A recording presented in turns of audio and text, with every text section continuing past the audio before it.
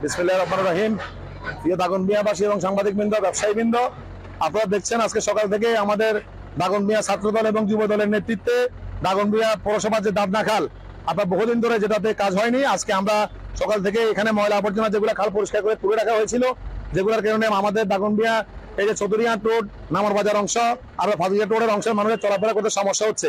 আজকে আমরা নিজস্ব উদ্যোগে পরশুদিন আমি নিজে গাড়ি দিয়ে নিজে একটা স্কেপটার দিয়ে আমরা যে মালগুলো তুলে রাখা হয়েছিল সেগুলো আমি নিজে অপসারণ করেছি। গতকালকে আমাদের গ্যাপ ছিল, গতকালকে আমাদের ইউনো মহোদয়ের সাথে কথা বলে আজকে উনি একটা স্কেপটার দিয়েছেন, আমি গাড়ি দিয়েছি এবং আমাদের ছাত্রদল যুব দলের দাগনভূঞা পৌরসভা কলেজ শাখা আমাদের উপজেলা শাখা মিলে আমরা আজকে প্রায় 40 জনের উপর আমরা এখানে কাজ শুরু করেছি। সকাল 9:30 থেকে আমরা এখানে ময়লা আবর্জনা অপসারণের জন্য নামার বাজার যে নিচের বাজার পোল থেকে শুরু করে আমরা এদিক পরিষ্কার করে এতটুকু চলে এসেছি। এখন এখানে আপনারা দেখতে পাচ্ছেন এখানে কি পরিমাণ কর্মযজ্ঞ চলছে, আর পাশাপাশি এখানে গাড়ি মাল নিয়ে যাচ্ছে।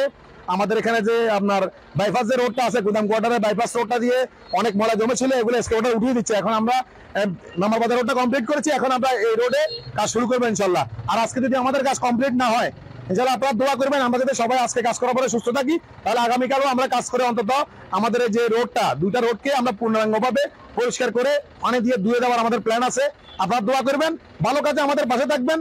আমাদের সুনাম, যারা ভালো কাজ করে তাদের সুনাম করার চেষ্টা করেন, বদনাম নয়। আর আমাদের কোনো কাজে ভুল হলে আমাদেরকে জানান, যাতে আমাদের পাশে থাকতে পারি। আপনাদের যে কোনো সমস্যা হলে আমাদেরকে পাশে থাকুন, আমরা ছাত্রদল যুব দল দাগনভূঞা আপনাদের পাশে আছি। পাশাপাশি আমি আমাদের এখানকার বাসার মালিক এবং বাসার যে ভাড়াটিয়া তাদেরকে বিনীতভাবে অনুরোধ করছি, আপনারা নির্ধারিত স্থানে ময়লাগুলো ফেলুন, যেখানে যত ময়লা ফেলবেন না।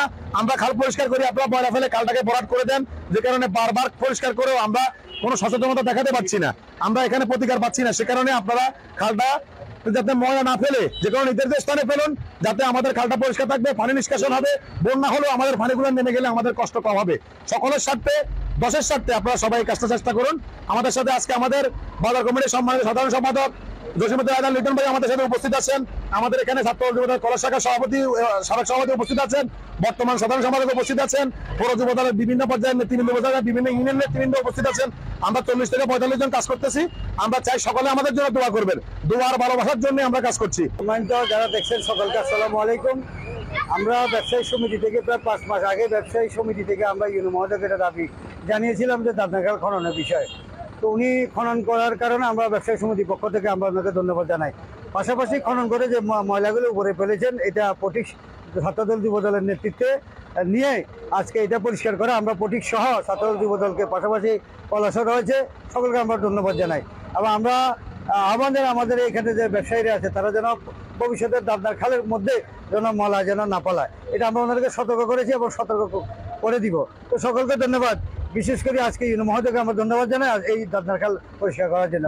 আমরা আজকে ছাত্রদল যুব দল এখানে কাজ করা পটিকের নেতৃত্বে আমরা একটু দেখতে এসে আমাদেরকে ভালো লেগেছে এবং সকলকে ধন্যবাদ জানিয়ে বিদায় নিচ্ছি। আসসালামু আলাইকুম।